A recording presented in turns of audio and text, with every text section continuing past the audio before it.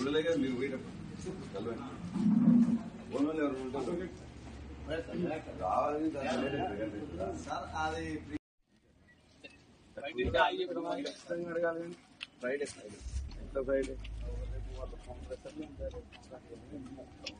ఉన్నప్పుడు ఏ ఉందని కౌంటర్ వేయడానికి వాళ్ళు రాష్ట్ర చెప్పాలి గట్టిగా మనం మాట్లాడలేదు మీరు. తిప్పారపు విజయ్ కుమార్ అని మా దళిత నాయకుడు, భారత రాష్ట్ర సమితి పట్టణ నాయకుడు ఇవాళ జైలులో అక్రమంగా నిర్బంధించిన కారణంగా చూడడానికని వచ్చినాం.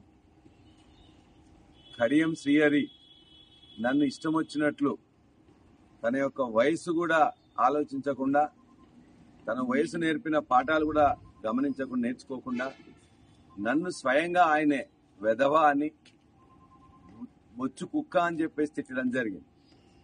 దానికి నొచ్చుకున్న కొంతమంది నాయకులు కార్యకర్తలు ఈ విధంగా తిట్టడం సరికాదని చెప్పేసి వచ్చిన సోషల్ మీడియాలో వచ్చిన పోస్ట్ ను ఫార్వర్డ్ చేయడం జరిగింది. ఆ సోషల్ మీడియా పోస్ట్ ని ఫార్వర్డ్ చేసిన ఉద్దేశంతో ఇవాళ స్టేషన్ కన్పూర్లో కానీ జనగాంలో కానీ అక్రమంగా యువకుల మీద, ముఖ్యంగా దళిత యువకుల మీదనే ఇవాళ కేసులు పెట్టడం అనేది శోచనీయం. నిజంగా కడియం శ్రీహరి లేకపోతే కాంగ్రెస్ నాయకులకు ఒక్కటే హెచ్చరిస్తున్నాను, నిజంగా మీకు నీతి నిజాయితీ ఉంటే, దమ్ము ధైర్యం ఉంటే నీవు సక్రమంగా మాట్లాడు. వాటికి మిగతా వాళ్ళు మాట్లాడేదాన్ని కూడా అదే విధంగా స్పోర్టివ్గా తీసుకో. అంతే తప్ప గాని ప్రభుత్వం మాది ఉంది కదా, పోలీసుల అండ మాకు ఉంది కదా, మేము ఏది చేసినా చెల్లుతుంది అనుకుంటే ఖచ్చితంగా వచ్చే ఎన్నికల్లో మిమ్మల్ని పాతాళంలోకి బొందబెట్టడం అనేది ఖచ్చితంగా అవుతుంది. మీరు అనుకుంటున్నారు ఇవాళ విజయ్ని లోపల పెట్టినంత మాత్రాన విజయ్కి ఎవరు లేక కాదు, లేకపోతే మేమందరం కూడా చట్టాన్ని కట్టుబడి ఉన్నాం కాబట్టి న్యాయస్థానం ద్వారానే బెయిల్ కోసం అని చెప్పి ప్రయత్నం చేస్తున్నాం. నిజంగానే మా అందరిని అరెస్ట్ చేయదలుచుకుంటే ఈ రాష్ట్రంలో ఉండే జైలు కానీ ఈ జిల్లాలో ఉండే జైలు ఏవి కూడా సరిపోవు. ఖచ్చితంగా ఇంకా చూస్తున్నాం. ఖచ్చితంగా ఇవాళ జైల్లో ఉండే సగం మంది కూడా కడియం శ్రీహరి యొక్క బాధితులు, కాంగ్రెస్ నాయకుల యొక్క బాధితులే ఉన్నారు. మొత్తం కూడా ఆయనను ఏదో మాట్లాడినని చెప్పి అతనికి మాట్లాడే హక్కు ఉందంటారు, అతని తిట్టే హక్కు ఉందంట. కానీ ఆ తిట్లకు మళ్ళా ఇంకో తిట్టడానికి అని చెప్పి ఆస్కారం లేదు, లేకపోతే తిట్టకూడదంట. మరి ఇదెక్కడి నీతి?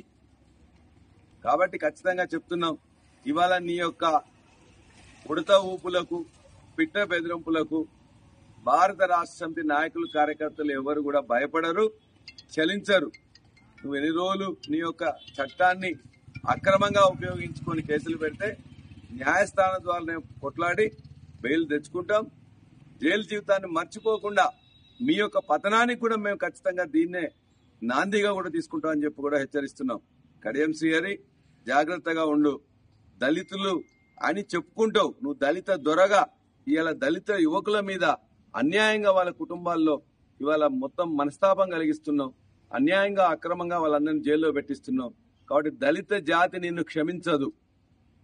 ఇవాళ దళిత ఉత్సవాలు జరుగుతున్నాయి ఈ వారంలో. ఈ ఉత్సవాల సందర్భంగా నువ్వు చేసే అకృత్యాల వల్ల దళిత యువకులు బలవుతున్నారు, ఎస్టీ యువకులు బలవుతున్నారు. కాబట్టి ఖచ్చితంగా ఈ రెండు జాతులు కూడా నిన్ను బొందబెట్టేదాకా కూడా ఊరుకోరని కూడా నేను ఖచ్చితంగా నిన్ను హెచ్చరిస్తున్నాను.